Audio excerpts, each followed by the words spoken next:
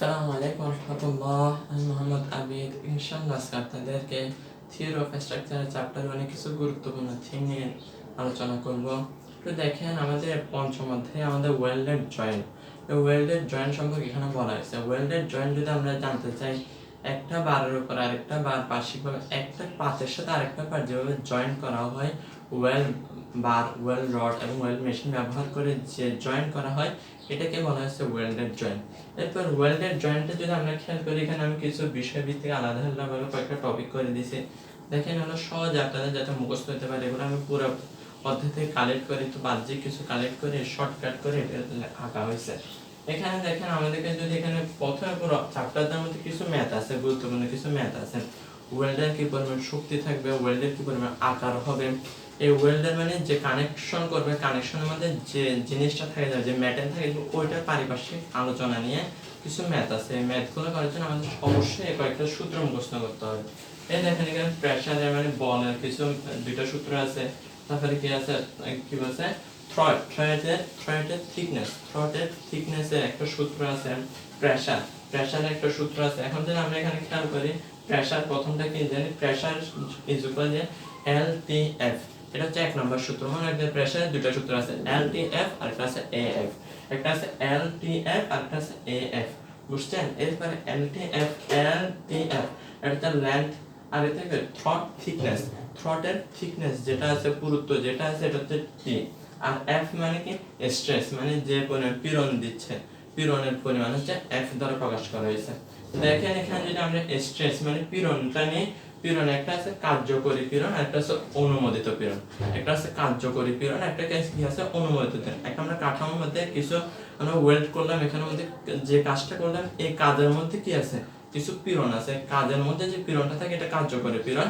আর অনুমোদিত পীড়ন মানে ড্রয়িং এর মধ্যে সর্বোচ্চ অথবা লোড নিতে পারবে, একটা সুষম একটা কাঠামো নির্মাণ হবে, এরকম ড্রয়িং এর মধ্যে যে নির্দিষ্ট একটা পীড়নের মান দিয়ে দিবে, এটাকে বলা হয়েছে আমাদের অনুমোদিত পীড়ন। এখানে যদি খেয়াল করি আমরা, P is equal LTF, এটাই আমরা বিশেষ সূত্র ব্যবহার করব। P is equal LTF, প্রথম P এর সূত্র। P এর সূত্র P is equal LTF এর মধ্যে আমরা কি ওয়ার্কিং স্ট্রেস মানে কার্যকরী পীড়ন ব্যবহার করব। কি ব্যবহার করব ভাই? কার্যকরী পীড়ন ব্যবহার করব।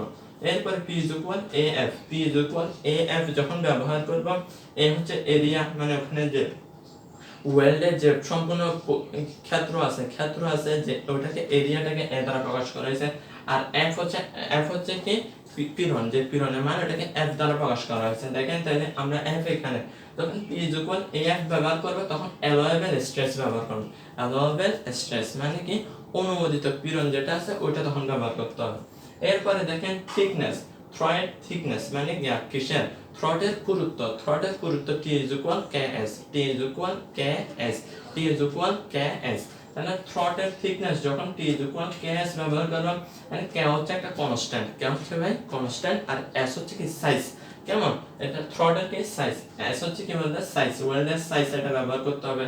ওয়েল্ডের সাইজ তো আমাদের যে কোনো একটা দেয়াই থাকবে না, ওয়েল্ডের সাইজ দেওয়া থাকবে, ওয়েল্ডের সাইজ যে আকৃতিতে দেওয়া থাকবে, প্রশ্নের মধ্যে যেটা দেওয়া থাকবে, ওইটা এনে এস এর জায়গায় বসাতে হবে। আর কে হচ্ছে কনস্ট্যান্ট। দেখেন আমাদের কত ডিগ্রিতে, এদিকে কনস্ট্যান্টের হলে আমাদের প্রথমে ডিগ্রি থেকে আমাদের মানটা বের করতে হবে। কিসের থেকে? কনস্ট্যান্টের হলে ডিগ্রি থেকে, থিটা থেকে আমাদের মানটা বের করতে হবে। থিটার মধ্যে একটা কি আছে, 60 থেকে 90 আছে, একটা 91 থেকে 100 আছে, 101 থেকে 106 আছে, 107 থেকে 113 ডিগ্রি আছে, 114 ডিগ্রি থেকে 120 ডিগ্রি পর্যন্ত আছে। দেখেন, এই পাঁচটা ভাগে ডিগ্রিগুলোকে ডিভাইড করা হয়েছে। থিটার মান যদি 60 থেকে 90 হয়, কের মান কত হবে? 0.70।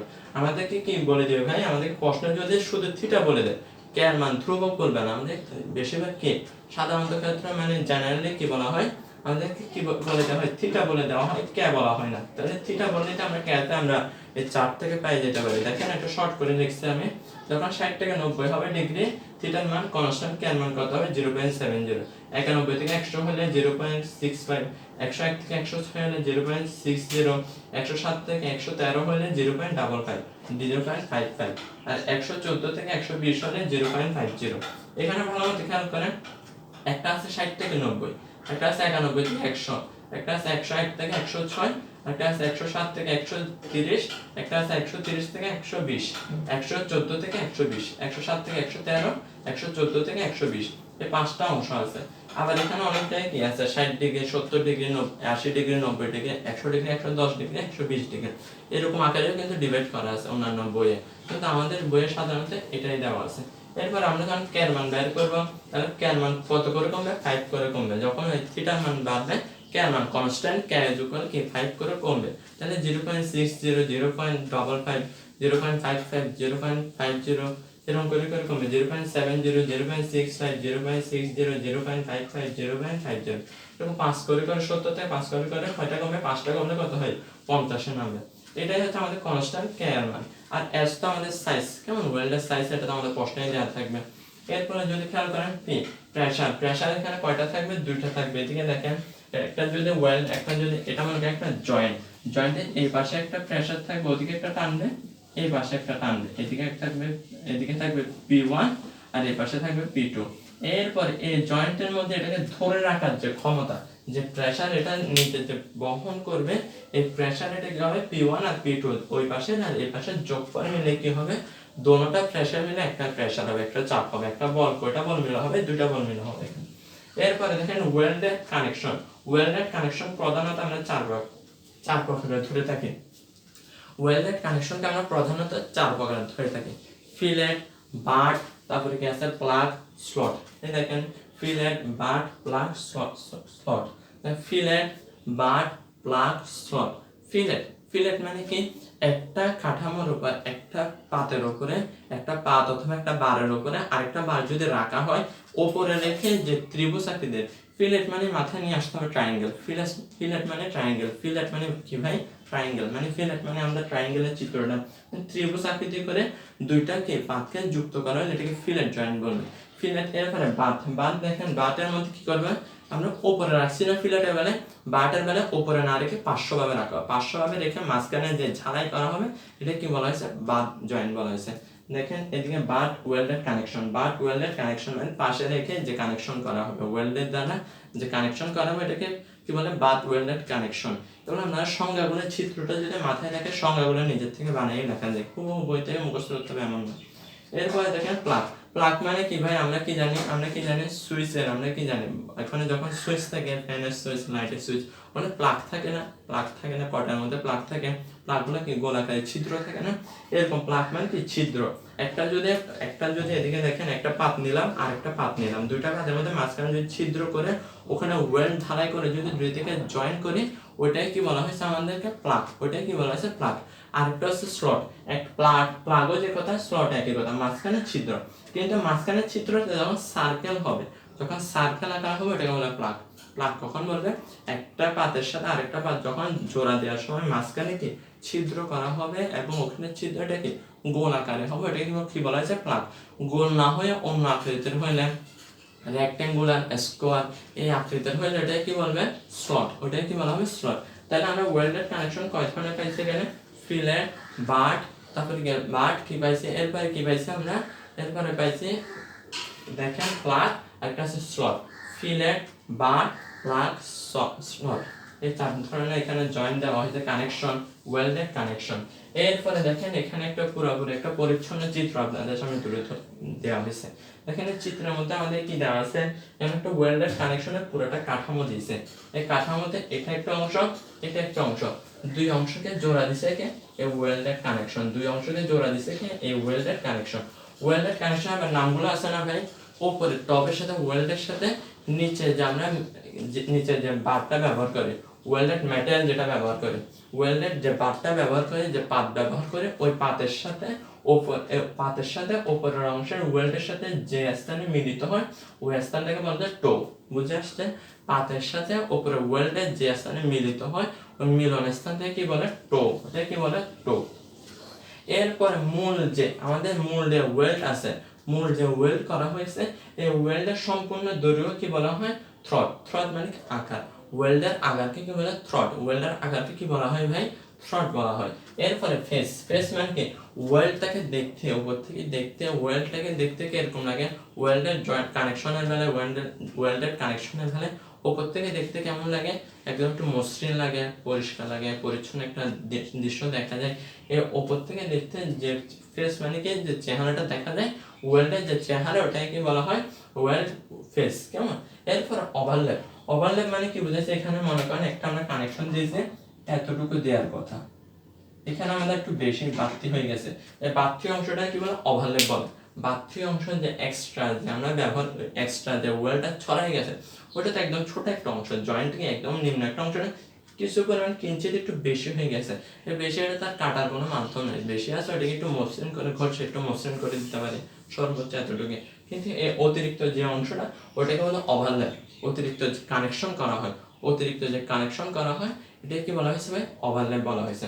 এরপরে দেখেন পেনিট্রেশন। পেনিট্রেশন মানে কি, যে পাত ব্যবহার করছে, পাতের কি টপ থেকে বাটন পর্যন্ত, টপ থেকে বাটন পর্যন্ত যে ডিস্টেন্স এটাকে কি বলা হয়েছে, পেনিট্রেশন। বুঝে আসছে ভাই পেনিট্রেশন কাকে বলে? তাহলে পাতের টপ থেকে বাটন পর্যন্ত যে ডিস্টেন্স এটাকে কি বলা হয়েছে, পেনিট্রেশন বলা হয়েছে। তারপরে দেখেন রুট কি বলছে, কি বলছে, opening. Root opening, root opening কথা একদম মনে করেন ওয়েল্ডেড কানেকশনের মধ্যে একদম তলায় যে অংশটা থাকে, তলার যে অংশটা থাকে ওই অংশটাকে কি রুট ওপেনিং বলে, রুট ওপেনিং। বুঝে আসছে ভাই? চিত্রটা একদম পরিচ্ছন্ন চিত্র, আপনারা দেখেন ভালো মতো পাওয়া যায় নাকি? এখানে মেন পার্টস অফ ওয়েল্ডেড কানেকশনের মধ্যে এখানে মেন মূল প্রধানত পার্টগুলো কি, প্রধানত আছে এখানে 6-7টা প্রধান আছে, প্রধান 6টা নাম আছে এখানে দেখেন। এখানে আনুষঙ্গিক তো অনেকগুলো আছে, আনুষঙ্গিক বিষয় অনেকগুলো আছে, কিন্তু প্রধানত মেনলি কয়টা আছে, মেনলি দেখেন কয়টা পার্ট আছে, 6টা পার্ট দেখানো হয়েছে এখানে। Well metal. ওয়েল্ড মেটাল মানে কি, মনে করেন আমরা যে স্থানে একটা জোড়া দেওয়ার জন্য একটা জয়েন্টে কি ব্যবহার করছে, ওয়েল্ড রড দ্বারা এখানে ঝালাই করা হয়েছে। তাহলে ঝালাইয়ের পর ওটা কি হবে, ঠান্ডা হয়ে কি শক্ত হয়ে যাবে, শক্ত হয়ে যাওয়ার পরে যতটুকু মেটাল থাকে এই মেটালটাকে কি বলে, ওয়েল্ড মেটাল। মানে এটাকে জয়েন্টটা দেওয়ার পরে যতটুকু অংশ ঠান্ডা হওয়ার পরে ওখানে যতটুকু অংশ দেখা যায়, যতটুকু অংশ থাকে, এটাই কি বলছে, ওয়েল্ড মেটাল বলা হয়েছে। বুঝে আসছে ভাই? এরপরে ওয়েল্ড ফেস মানে কি, ওয়েল্ডের ওপর থেকে তাকাইলে ওয়েল্ডকে যেমন দেখায় এটাকে কি বলা হয়েছে, ওয়েল্ড ফেস বলা হয়েছে। এরপরে দেখেন বেস মেটাল। বেস মেটাল মানে কি, দেখেন বেস মেটাল আরেকটা আছে ওয়েল্ড প্রুফ, একটা আছে বেস। মেটালের যে বেস আছে, যে তলানির অংশ আছে, যে মেটাল ব্যবহার করছে ওয়েল্ডের জন্য, যে মেটাল ব্যবহার করছে ওই মেটালের যে তলার অংশটাকে, তলার পরিমাণটাকে কি বলে, বেস মেটাল বলা হয়েছে। আর ওয়েল্ড রুট মানে কি, নিচের অংশ, শুধু ওয়েল্ডের মধ্যে যে অংশটা আছে, নিচের সর্বনিম্ন যে অংশটা আছে এটাকে বলা হয়েছে ওয়েল্ড রুট বলা হয়েছে। HAZ হিটস কি বলছে, হিটস কেমন, হিটস এক্সেস জোন, কেমন, heat effect zone, heat effect zone, HAZ কেমন।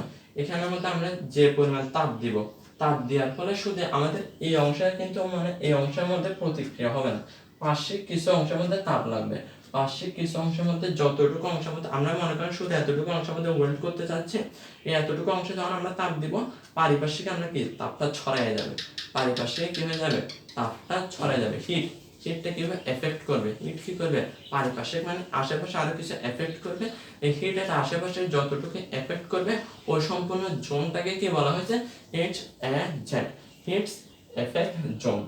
তারপরে কি বলছেন, ওয়েল্ড টো। ওয়েল্ড টো এই অংশটার নাম কি বলা হয়েছে, ওয়েল্ড টো বলা হয়েছে। দেখেন এখানে 6টা অংশ দেওয়া হয়েছে, আপনারা দেখেন। এরপরে ওয়েল্ডেড কানেকশন, সবচেয়ে গুরুত্বপূর্ণ বিষয়, একদম সিভিল ইঞ্জিনিয়ার হিসেবে জানা উচিত। ওয়েল্ডেড কানেকশন যে আমরা করতেছি এটা ব্যবহারটা কোথায় হইতে পারে, ব্যবহারটা প্রথমে স্টিল বিল্ডিং এ হইতে পারে। কেমন, স্টিলের যে বিল্ডিং গুলো করেন, স্টিলে কিন্তু অনেক বিল্ডিং করা হয় যেখানে কি মানে রেনফোর্সমেন্ট অন্যান্য কিছু অথবা কংক্রিট সিমেন্টের ব্যবহার ছাড়া কি স্টিলের দ্বারা এগুলো নির্মাণ করা হয়। স্টিলের বিল্ডিং গুলোতে কি করা হয়, সর্বোচ্চ অনেক উঁচা পর্যায়ে যেতে পারে না, সর্বোচ্চ কয়েক তলা পর্যন্ত হইতে পারে স্টিল বিল্ডিং গুলো। স্টিল বিল্ডিং কি আমরা কি করতে হবে, ওয়েল্ডেড কানেকশন ছাড়া তবে একটার উপর একটা রেখে দিলে হবে না, এটা যত মানে সরে যাবে, যত বড়ই হোক না, যত ভারী হোক না কেন, কানেকশন তো অবশ্যই প্রয়োজন। একটা বস্তুর সাথে আরেকটা বস্তু কানেকশন ছাড়া ধরে টিকে থাকতে পারবে না। তার জন্য এখানে কোথায়, স্টিল বিল্ডিং এর ক্ষেত্রে, ব্রিজের ক্ষেত্রে, ব্রিজের অনেকগুলো ব্রিজ কি সেতু কি করা হয় বলতে স্টিলের ব্যবহার থাকে না, ওই স্টিলের ব্যবহার ওখানে জয়েন্টের কানেকশনের জন্য কি ওয়েল্ডেড জয়েন্ট ব্যবহার করা হয়। আর কোথায় হইতে পারে ওয়েল্ডেড কানেকশনের আরো বিভিন্ন ব্যবহার ক্ষেত্র আছে, জাহাজ, শিফট আছে, শিফটের মধ্যে অনেক কি পরিমাণ, অনেক প্রচুর পরিমাণে স্টিল ব্যবহার করা হয়। কেমন, স্টিলের সাথে স্টিল জয়েন করে এরপরে শিফটটা কে শিফটার শেপ দিবে, শিফটের শেপটাকে গঠন করার জন্য যে কানেকশন দেয় ওখানে কি করা হয়, ওয়েল্ডেড কানেকশন ব্যবহার করা হয়।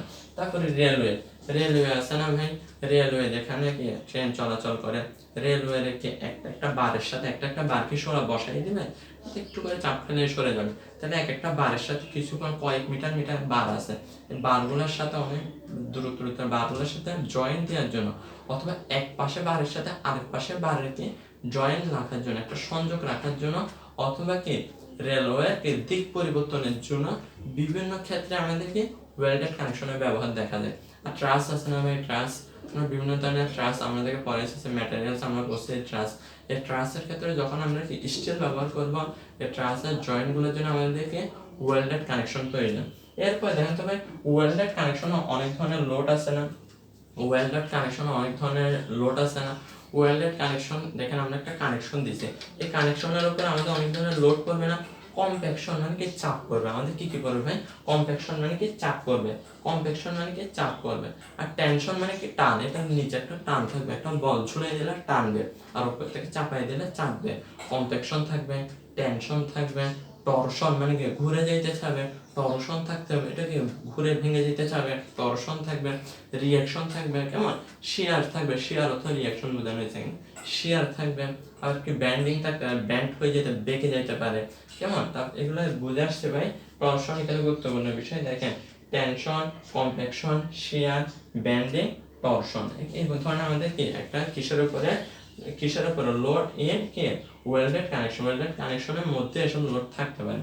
এরপর দেখেন ওয়েল্ডেড কানেকশনে কি কি জয়েন্ট দেওয়া হয়, জয়েন্টগুলো যদি আমরা খেয়াল করি, বাট জয়েন্ট, তারপরে দেখেন এখানে lab joint, T joint, corner joint, it's joint, দেখেন এখানে 4-5 ধরনের 5-7 ধরনের জয়েন্ট থাকে, মূলত এখানে 5 ধরনের জয়েন্ট দেখানো হয়েছে, but joint, lab joint, T joint, corner joint, it's joint, এগুলো কি ওয়েল্ডেড কানেকশনের যে জয়েন্টের ধরনগুলো, একটার উপর একটা রাখা হয়, একটাকে এল আকৃতি রাখা হয়, একটাকে 90 ডিগ্রি আকৃতি রাখা হয়, একটাকে টি টি আকারে রাখা হয়, আর একটা কর্নার একদম কোনায় একদম জয়েন্ট দেওয়া হয়, ইটস জয়েন্ট দেওয়া হয়, শেষের দিকে একটা জয়েন্ট দেওয়া হয়।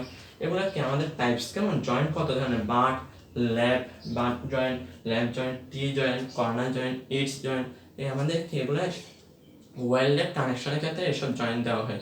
এরপরে দেখেন এর দুইটা অংশ দিছি, এই একটা অংশের সাথে একটা পাতের সাথে আরেকটা পাত, একটা পাতের সাথে আরেকটা পাতের কি সংযোগ দিছি, এই সংযোগ দেওয়ার ফলে এখানে আমাদের কিছু অংশের নাম আছে, একটাকে বলা যায় পার্শ্ব, আরেকটা হচ্ছে প্রান্ত, পার্শ্ব ফিলেট, প্রান্ত ফিলেট, পার্শ্ব ফিলেট, প্রান্ত ফিলেট। এটা যদি পার্শ্ব হয় বা এটা নিচেরটাও সমান না, এটাও পার্শ্ব, এটাও পার্শ্ব, এটাও পার্শ্ব, এটা প্রান্ত। পার্শ্বকে আমরা কি সাইড কি বলছে, পার্শ্ব ফিলেট, সাইড, এই দেখেন পার্শ্ব ফিলেট, সাইড ফিলেট, কি বলছে সাইড ফিলেট, এই পার্শ্ব ফিলেট গুলো কি বলে সাইড ফিলেট। তারপরে প্রান্ত ফিলেট গুলোকে কি বলে ইন্ড ফিলেট, কেমন প্রান্ত ফিলেট গুলো কি বলে ইন্ড ফিলেট, প্রান্ত ফিলেট কি ভাই ইন্ড ফিলেট। দেখেন চিত্রগুলো সহজে আঁকাইছে, এখানে নামগুলো উল্লেখ করে দিয়েছি, সুন্দর করে আপনারা তুলে নেন ভাই, এগুলো সহজে করা যাবে। এরপর দেখেন অ্যাবিলিটি অফ কি, দেখেন অ্যাবিলিটি অফ কি বলছে ওয়েল্ডেড কানেকশন, সবচেয়ে গুরুত্বপূর্ণ বিষয় ভাই। এখানে দেখেন এই জিনিসটা জানলে আমাদের ম্যাথ করা একদম সহজ হয়ে যাবে।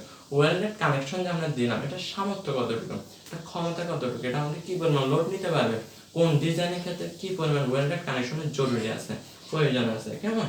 এখানে ওয়েল্ডেড কানেকশনে দেখেন বাট জয়েন্টে একটা আছে, ফিল একটা আছে, প্লাগ অথবা স্লট, এই তিন ভাগে ভাগ করছে।